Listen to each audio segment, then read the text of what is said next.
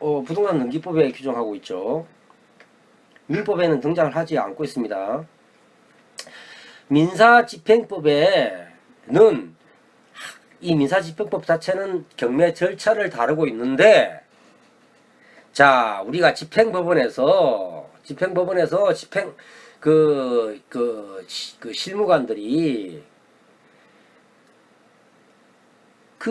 매일 쏟아져 들어오는 그 경매 물건들을 하나하나 자기가 권리 분석을 해가지고 인수하니 소멸하니 이것을 자기가 그걸 공무원한테 맡겨놓으면 중구난방이 되니 민사집행법에다가 미리 아예 조문으로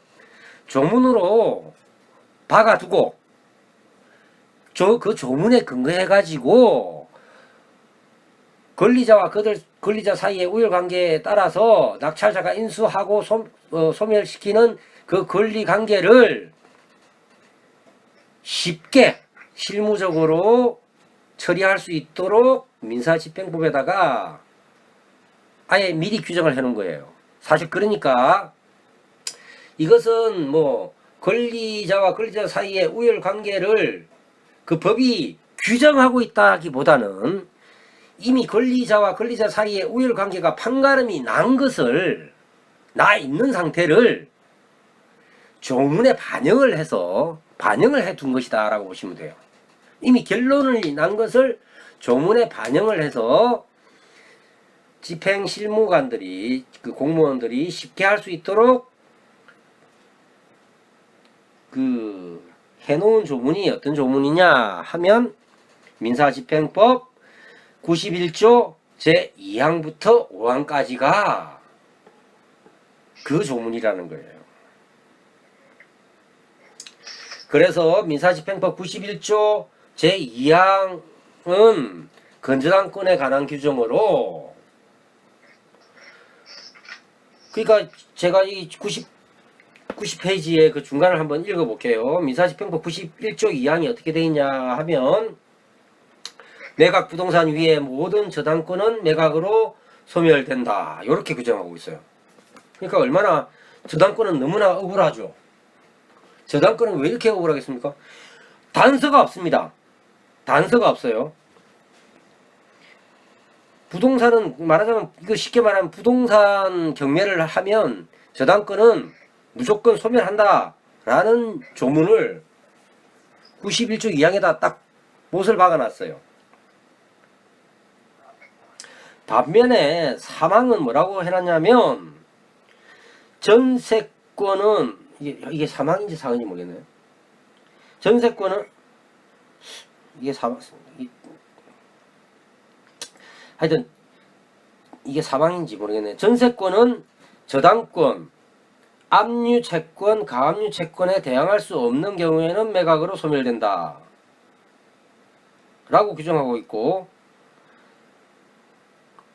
사항에는 사망의 경우 외의 전세권은 매수인이 인수한다. 다만 전세권자가 배당 요구를 하면 매각으로 소멸된다. 이렇게 규정하고 있다. 맞는데 하나가 이제 그 단서, 본문과 단서인데, 그러니까 이게 91조 사망 단서가 아마 이렇게 돼 있을 거예요. 이게 무슨 말이냐? 그러니까 저당권은 매각으로 그냥 소멸하는데 전세권은 소위 말해서 우리 영어로 치면 가정법이죠. 가상법이죠. 뭐 하는 경우에는 이렇게 해놨잖아요. 그러니까 대항할 수 없는 경우에는 매각으로 소멸하고, 그죠? 그 외에는 매수인이 인수하는데, 다만 또 전세권자가 배당 요구하면 소멸한다. 그러니까 배당 요구하면 소멸한다. if죠. if 영어로. 여기서 배당 요구하면 이 경매친 거하고 똑같은 말이죠? 똑같단 말이 아니고요. 그러니까 배당 요구하면인데 이 조문에는 배당 요구하면만 돼 있는데 경매 신청한 경우에도 배당 요구한 거와 똑같은 거죠. 그죠? 네, 조문에는 안 들어가 있지만 결과는 같습니다.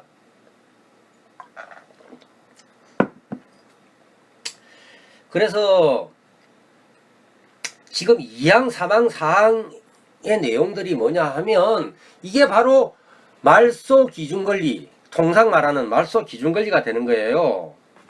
저당권, 압류 채권, 가압류 채권. 가장 대표적인 선수가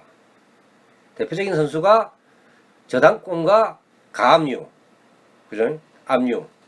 그러니까 등기부상에 여기서는 가장 추상적으로 표현이 되어 있지만 실제적으로 우리가 권리 분석할 때는 여기 대항할 수 없는 경우에는 이렇게 되어 있잖아요.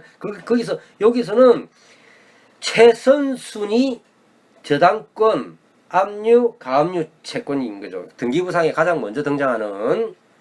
그래서 그게 속칭 말소 기준 권리가 되는 거죠.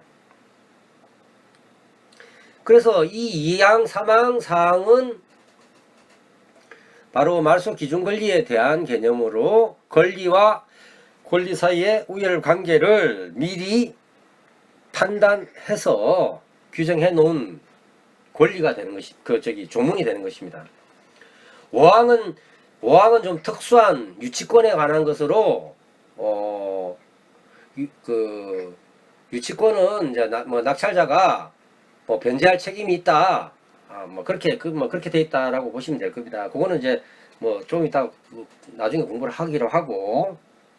그래서 자, 이러한 것을 종합을 했을 때 가장 중요한 개념으로 대항관계라는 것을, 대항력을 아셔야 된다는 거예요. 자, 권리와 권리 사이의 우열 관계를 우리는 뭐라고 표현을 하느냐 하면 대항할 수 있다, 대항할 수 없다, 이렇게 표현을 하는 거예요. 그래서 민법을 공부할 때도 보면 민법에도 때로는 조문에서 대항할 수 있다, 대항할 수 없다, 이런 조문이 나오는 경우가 있습니다. 조문이 보통 단서 조항에 나오죠.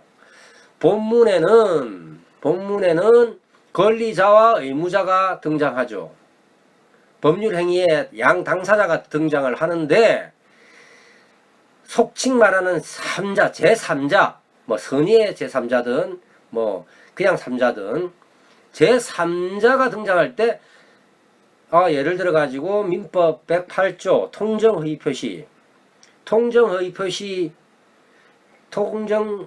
표시는 무효이다. 그러나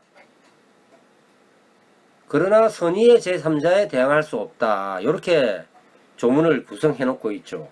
그래서 그 통정허위 표시를 양 당사자가 하는 거죠. 소유자가. 우리가 통정허위 표시라는 거 보통 우리가 사회행위 할 때 많이 하는 거죠. 사회행위하고 통정허위 표시는 다른 차원의 문제일 수도 있겠지만 보통은 이제 사회행위를 위해서 많이 하죠.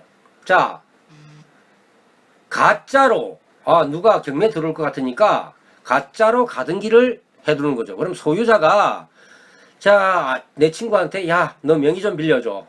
가등기를 좀 쳐놓자. 나 경매 지금 당하기 일보 직전이야. 그래, 아이고 고생 많다. 내 명의 빌려줄게. 자, 그리고 가등기를 딱 친구 이름으로 했단 말이에요. 자, 그러면 양 당사자 사이에 짜고 치는 고스도로 가등기를 했을 때 그 통정허위 표시는 무효다. 그러니까 양 당사자 사이에 다 무효니까 소유자가 이제 살만해.